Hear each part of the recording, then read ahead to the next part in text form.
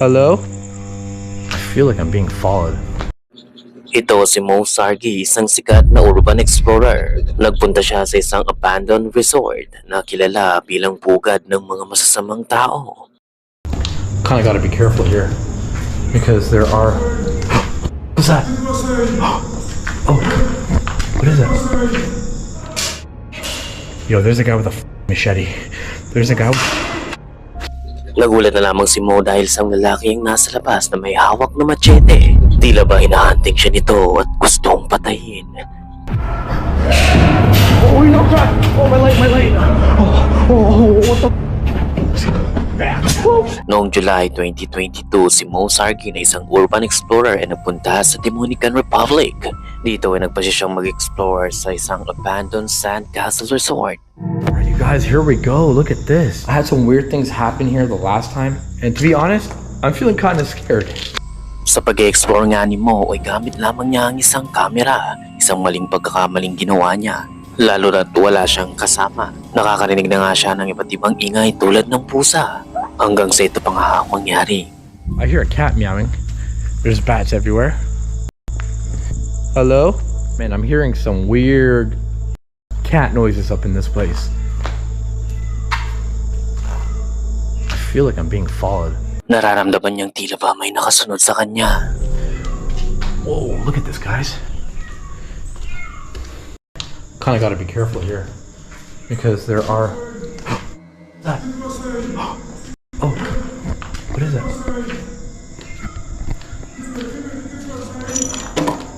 Hello?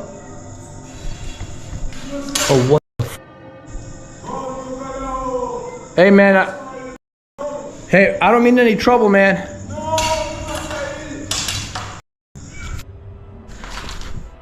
Mula nga sa labas ng gusali ay may tao ngang nakaabang. Hindi ito maintindihan ni Mo dahil sa lingwahe nito, kaya naman naging maingat siya sa mga galaw niya. Pero may gagawin ng lalaking talagang nakapag-ingilabot.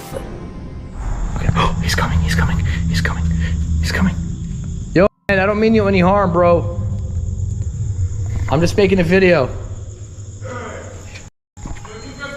Oh no, please, yo, dude, why do you...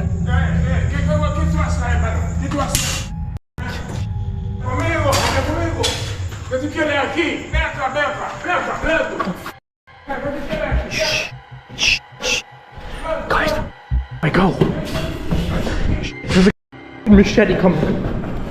Ang lalaki papasok na nga sa gusali at meron itong hawak-hawak na machete. Dito na nga na-realize ni Mo na nasa panganib siya. Nasa delikadong sitwasyon siya lalo na't ang sikip ng hallway. Maaaring bigla na lamang siyang bulagayin ng lalaki sa bawat sulok at biglang tagain. Ang mas nakakatakot pa ay iisa lamang ang pwede na dyan pababa at ito ang hagdanan kung saan maaaring daraan din ang lalaki. I gotta keep my lights off. He's coming. Oh man, the only way is down the building.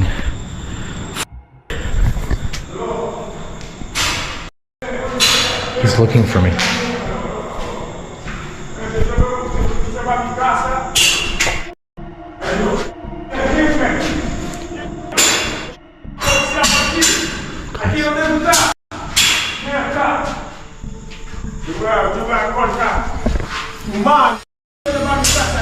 Bro, I don't mean it.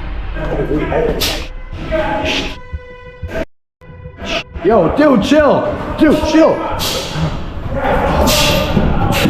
Oh, what the? Okay, I'm keeping my lights off. Pilit na iniwasan ni Mo ang lalaki. Pinapatay nito ang ilaw upang di siya mapansin at makita nito. Pero bigla na lamang ito ang mangyari. Yo! Chill!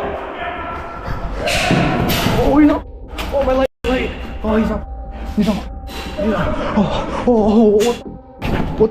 Where do I go? Oh, no. Oh. Dude!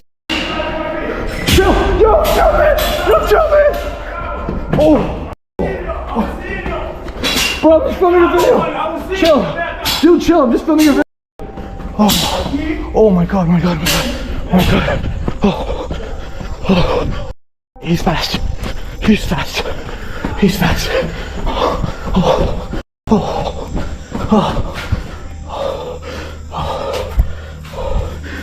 Hiding in this corner. There he is.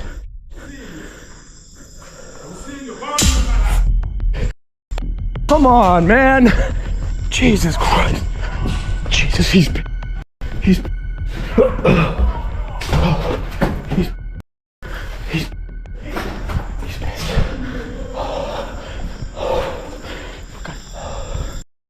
I don't know where he is.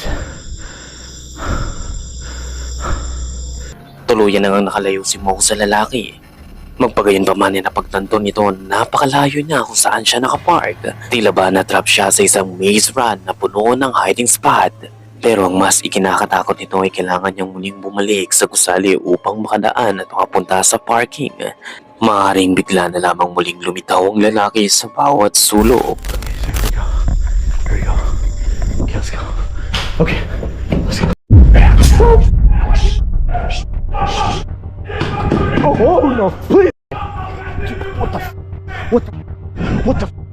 Oh, oh. Okay, okay.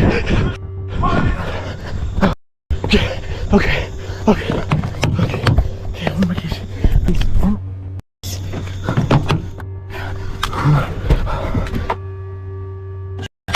Okay, I'm out of here. I'm out of here. Oh, Sa kabutihang palad ay tuluyan na ngang nakalayo si Mo, pero isipin mong malagay sa ganitong sitwasyon kung saan may isang lalaking may hawak-hawak na machete. Ang makakaharap mo sa isang lugar kung saan ikaw lang mag-isa ay talagang terrifying. Ikaw, ano ang gagawin mo sa ganitong sitwasyon? Magpapatuloy ka pa rin ba sa pag-explore matapos ang ganitong encounter?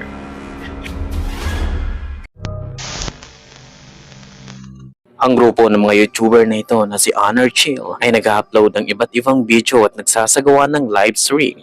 Isa sa mga viewers nila ang nagsuggest na pumunta sila sa isang abandoned building ng gabi. Habang nasa loob na nga sila ng abandonadong gusali, naka-live stream sila. Nilakad ni Anar ang isang hagdanan papunta sa isang kisame at dito ay labis siyang nangilabot nung may makita siyang kakaiba. Tila ba may taong taimtim na nakaupo sa itaas.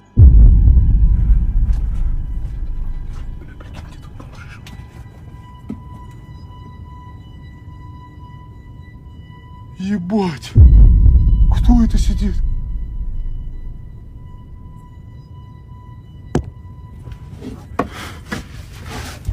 Нет, я вообще долбоёб, или мне показалось? Ты чё? Я клянусь, там кто-то сидит. Но я не понял, кто. Давайте. Это Леха? Стой, стой, стой, без приколов. Без приколов. Я не вижу лицо, просто мне темно. Я бы понял, если бы маска какая-то была, я бы понял. Маска там была? Блядь, Кто там? С маской? это кукла, походу, я хз. А, все, это Леха тогда.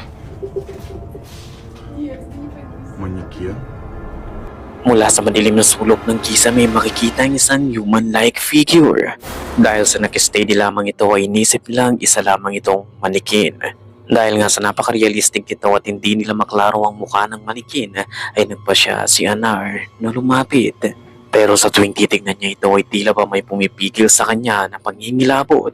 At hindi nga siya nagkamali dahil biglang ito ang mangyayari. Какой нахуй манекен? Блядь, пиздец. В смысле манекен? Где?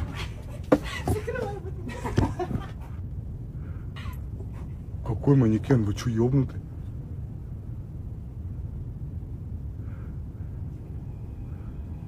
Или манекен? Я клянусь, лица не вижу через камеру.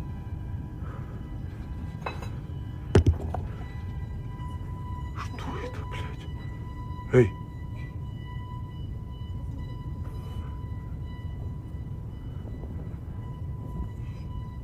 Эй! Леха, ты?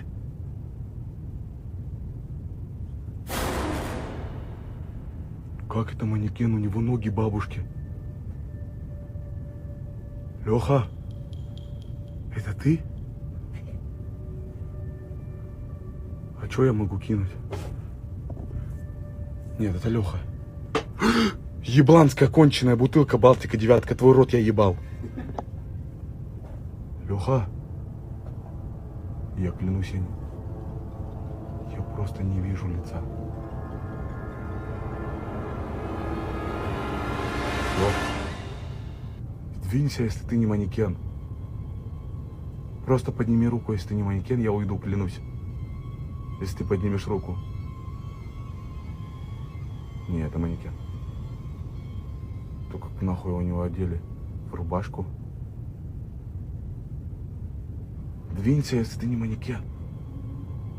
Да нет, это человек, я отсюда вижу. Блять, что у него на голове? Я не вижу голову. Кто это? Лех, ты? Умоляю, не пугай, клянусь, это ты, и мне страшно. Marahal itong gumagalaw habang lumilingon sa kanila. Dito na napagtanto niya at hindi ito isang manikin, kundi isang tao. Mabilis na bumaba si Anar at sinabihan ng dalawang kasama nito na dapat na silang umalis sa lalong madaling panahon. Dahil nga sa hindi na nila inalam kung sino ito ay nanatili ang mga katanungan kung ano ang ginagawa nito sa itaas at bakit taimtim itong nakaupo sa atik. May mga nagsasabing maaaring ang nakita nila sa kisame ay ang taong nag-request sa kanila na puntahan nito mula sa mga viewers. Maaaring gusto silang i-prank nito o takutin. Magpagayon pa man, ay ano sa palagay mo?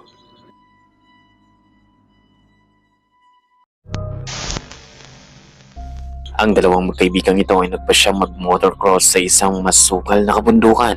Habang nag-enjoy sila sa pagpagtaas ng maputik na daanan na hindi nila napansin mula sa unahan ang isang steel cable strap na naka-attach sa magkabilang puno.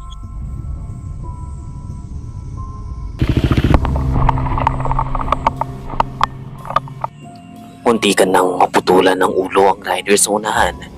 Sa kabutihang palad ay napansin niya ito at agad siyang nakayuko. Napakadelikado nito dahil kitang-kitang napakahigpit ng pagkakatali nito.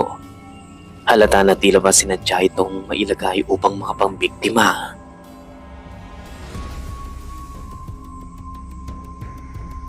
Kung sino man ang naglagay nito ay maaaring intentionally ay gusto nga niyang manakit.